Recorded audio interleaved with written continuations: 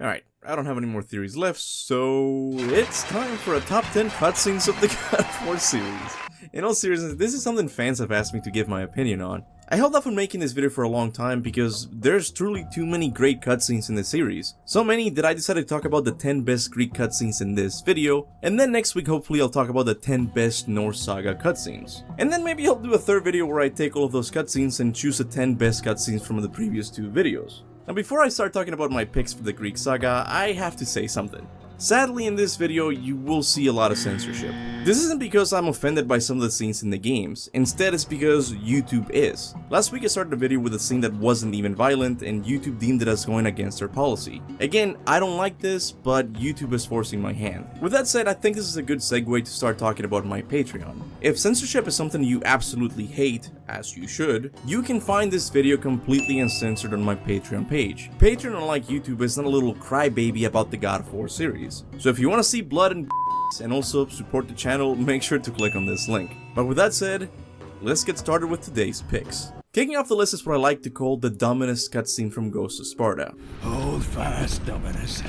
We've won the battle. Hold fast. I know this cutscene isn't very important to the progression of Kratos as a character, but I wanted to start off with this one because not focusing on Kratos that much is exactly what I like about it. For once, this cutscene took its time to show the players the horrors of war and how much disregard the gods have for humanity. Sitting before Kratos is a traumatized soldier holding onto what remains of the body of his friend. He does this while talking to him and singing a lullaby to ease his pain. He's not just doing this because he's in shock at what just happened to them, but also because he truly can't see what his friend looks like. He can't see because it's revealed that his eyes have been gouged out by Erinis. This cutscene is a good example of using violence for good storytelling. Instead of just being gratuitous, it shows Kratos and the player that behind that clean and honorable appearance the gods portray, they are in reality monsters to their subjects. This moment also fuels Kratos to push onward on his mission to rescue his brother, because if the gods are willing to do this to 2 insignificant soldiers, imagine what they would be willing to do to the one they think is the marked warrior. I think this moment was a turning point for Kratos. It made him realize that deep down he has nothing but contempt for all the gods, not just Ares. The cutscene is just dripping with meaning, and I love it. And let me just say that the guy who voiced the soldier absolutely nailed this gig. I'm not kidding, this is probably one of the best voice acting moments in the series. The daughter. A message to the ghost of Sparta. The labor begins. Death awaits the ghost. Okay, so next we have the ending of God of War 3. And look, I know the story of God of War 3 has some issues. I also wasn't a big fan of the Power of Hope retcon, but I think what really sticks out about this moment is the change in Kratos. In my opinion, this is when Kratos realized he doesn't have much control over his actions. He learns that up until this moment, everyone has been using him. Not just the gods he's trying to destroy, but also the god that claims to be on his side. This is also the moment in the series where Kratos finally feels the consequences of his desire for revenge, once again showing him that he's never been in control. I told you, it was empty. Pandora was sacrificed in vain. She died because of my need for vengeance. People think this change of wanting to be better started with God of War 2018, but in reality it started here, in this cutscene. Because after realizing that Athena was just like the other gods, he doesn't kill her. The cutscene for a second makes you think he will, but instead he turns the blade towards him and decides to give humanity 2 gifts: his death, because he feels the guilt, and the power of hope. You see what I mean? This is the beginning stages of someone who's trying to be better. He knows he messed up, but he's still holding on to that flawed belief that he cannot change. Say what you will about the story of God of War 3, but I think Santa Monica absolutely nailed the ending of the main trilogy. You disappoint me, Spartan. But while God of War 3 did a good job ending Kratos' arc, Ghost of Sparta traveled back in time to show us what his childhood was like. And right off the bat, I have to compliment the art style for this cutscene. Because this was an old memory of Kratos, the world around him just looks like a surreal nightmare. It's meant to give the player a sense of the haziness Kratos sees when he thinks of this moment. Buildings in the background seem to be dematerializing. There's also moments where Kratos only sees still images of people dying. Athena and Ares also don't have much detail, they're just silhouettes. And on top of that, they also speak in a language foreign to the player, which is once again meant to reinforce the idea that this is an old memory of Kratos.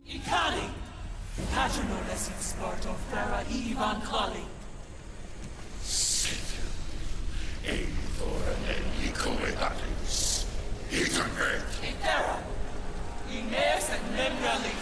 This whole scene wouldn't be nearly as impactful if it looked like the other more realistic ones. But the scene doesn't just have style, the substance is also there. It shows that despite his problems with rage, he has always been someone who deeply cares about those close to him. So much so that he was willing to lounge in this mysterious god-looking silhouette. This cutscene also gives us a glimpse at the contentious relationship that Ares and Athenas have always had. The scene is once again just dripping with substance. But look, I've been kissing Ghost of Sparta's hole a bit too much in this video. I think it's time we give a shout out to the other prequel game. So let's talk a little bit about the punishment of Atlas. Perhaps you believe the Olympians will help you. But I ask, where are your gods now, Kratos? If you follow this channel, you know that I love this moment, for two very distinct reasons.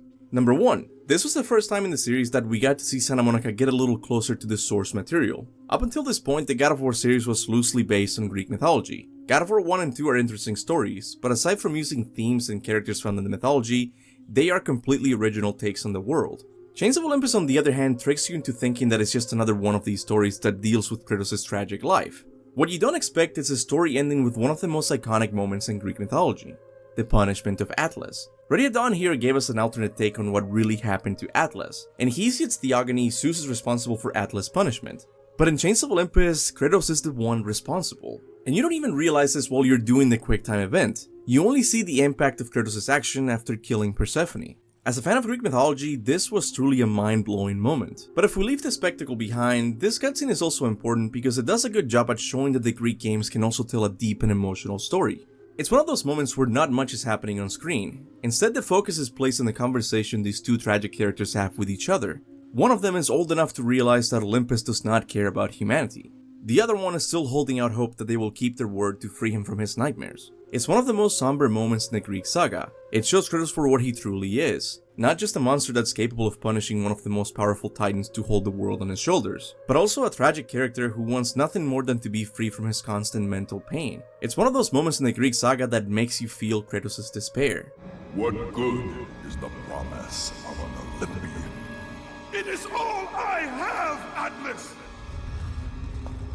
So with that last entry, we got a little bit too emotional, so let's bring it back to just pure spectacle again. The Great War. I feel like this is one of those scenes that's just there purely for fan service. Santa Monica knew that they couldn't put in the Great War as a section of the game, so instead they went all out and showed us what the Great War between the Titans and Gods looked like in a cutscene. And to my knowledge, there isn't another scene like this in either a movie or game. God of War 2 seems to be the only one that has tried to capture the scale of this war, and it does an excellent job at it. Of course, I would have loved it if they had shown more gods and titans fighting each other, but just having Poseidon and Hades teaming up to take down Atlas is epic enough. And of course, who could forget young Zeus forging the blade of Olympus and plunging it into the ground to end the titans once and for all. I loved the scene when I was a kid, and I still love it now as an adult. The scene is simply just epic.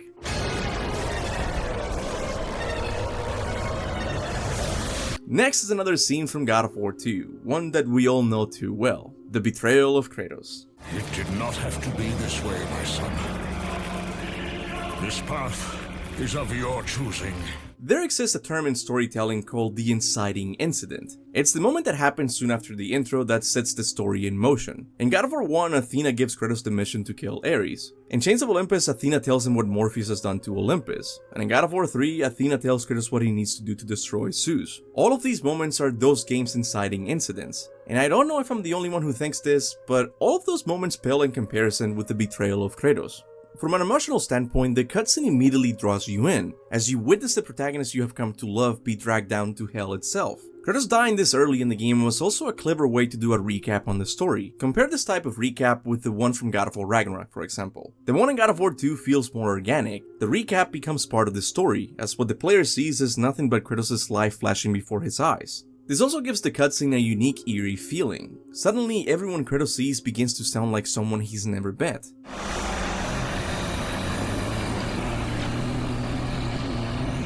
This is not the end. And then this moment transitions to Kratos floating in the void, only to be met by an ancient being with an interesting proposition. Again, with every other God of War game, soon after the intro is over, I kinda lose interest for a bit. God of War 2 is the only game in the series that convinces me to keep playing, and I think it has a lot to do with this cutscene.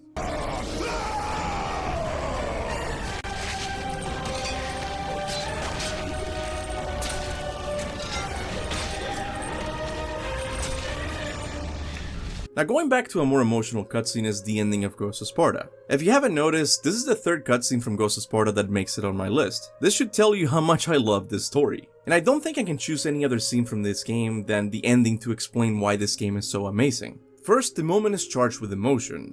Even though Kratos doesn't show it, he just witnesses his last family member be killed at the hands of another god. Now keep in mind that at this point, Kratos is still sitting on Mount Olympus as the god of war, and yet the first thing he thinks of doing could not be more human. He feels so powerless in this moment that he thinks the only way to be free is to go out of existence completely, and then he realizes something. By the gods, what have I become? Death, the destroyer of worlds. This somber moment of reflection is interrupted when the only god who claims to be on his side doesn't seem to understand the gravity of what just happened. Athena sees the death of Deimos as nothing but a final test of Kratos' ascension to godhood. She's not doing this because she's evil, in fact, she's trying to help Kratos. But what she doesn't realize is that she's not treating the death of Deimos with the respect it deserves. Instead of apologizing for her involvement in it, she makes it once again all about the gods. And this is the moment when Kratos finally snaps. Is this all a game to you, Athena?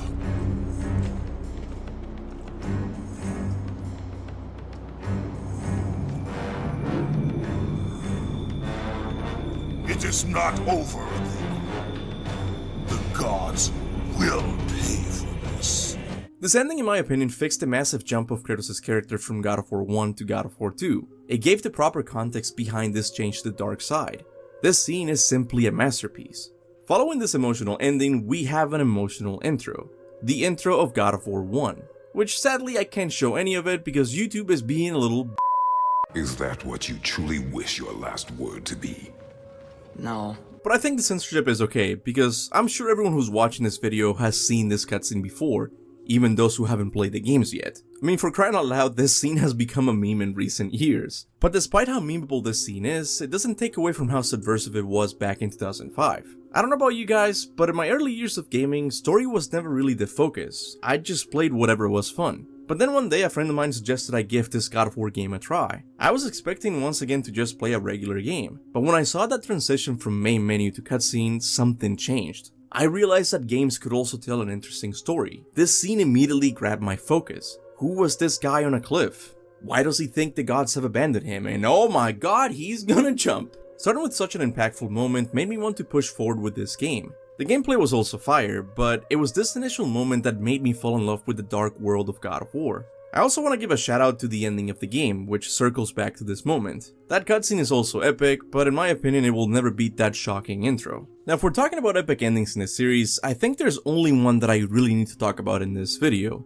God of War 2's ending. Alright, where do I even start with this one? You guys know I like me a good time travel story, and this cutscene begins with just that. Kratos traveling back in time to the Great War between the gods and titans. Aside from just being an epic moment, it was also a good payoff, because up until this moment we had only heard Gaia speak to Kratos. Sure, we saw a little bit of her in the intro, but it was nothing like the ending where we saw this gigantic being slowly kneeling down to have a much needed conversation with the Ghost of Sparta. This conversation is short, but it gets the job done. From the very start of it, it fills you up with excitement. You feel like something big is about to happen. But before giving you that payoff, it cuts to Olympus itself, where Zeus is giving a speech to the other gods trying to rile up their anger. You can feel the anger and disrespect Zeus felt at Kratos' attempt on his life. And then you notice the camera starts to shake. At first I thought it was related to Zeus' anger, but the shaking gets so intense that even the king of the gods starts to lose his footing. Now something really cool about this moment is the music. Notice how at first it sounds kind of eerie, because from Zeus' perspective, he thinks Olympus only has to deal with Kratos. But notice how the music changes to have a more epic feel right after Gaia slams her hand on Mount Olympus.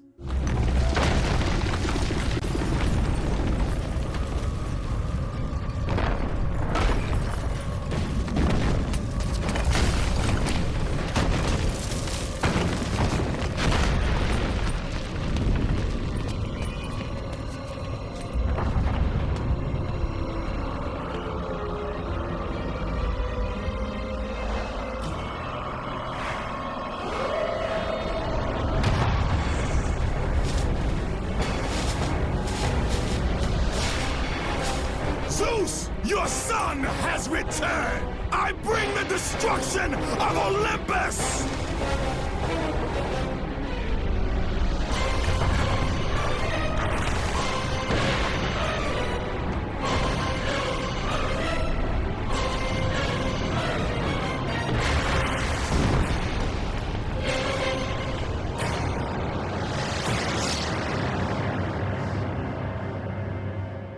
I don't think there's ever been a better cliffhanger than the one from God of War 2. It kept us anxiously waiting for the trilogy's conclusion for 3 whole years. It was a combination of the music, the dialogue, the camera that never cuts showing the destruction the Titans have already inflicted on the world. No other cutscene in the series can compete with this level of epicness. But as you guys know, the God of War series isn't just epic. As I've shown in this video, there are many scenes in the Greek games that are just rich with emotion, and I don't think any of them can compete with this one. As the life began to leave Kratos, his thoughts returned to that fateful night. Even in death, the memories, the visions would not fade. For this one, I don't even feel like talking about it. I just want to show it because it's very self-explanatory why this is the best cutscene from the Greek saga. Before this moment, the game had kept most of Kratos' past a secret, slowly showing more and more as the story progressed, but always saving that big reveal for Kratos' lowest point in the story. Just look at the despair on Kratos' face when he sees that everything he's gone through was in vain. And even at this point, he enters a trance-like experience where he can't help but see once again what he did to his family. And then we have the Oracle's curse, probably the most iconic moment in the entire series. And with that curse, all would know him for the beast he had become. His skin white with the ash of his dead family. The ghost of Sparta had been born. I feel like this is the most important cutscene in the Greek saga, because it showed us the moment Kratos became the person we knew in those games.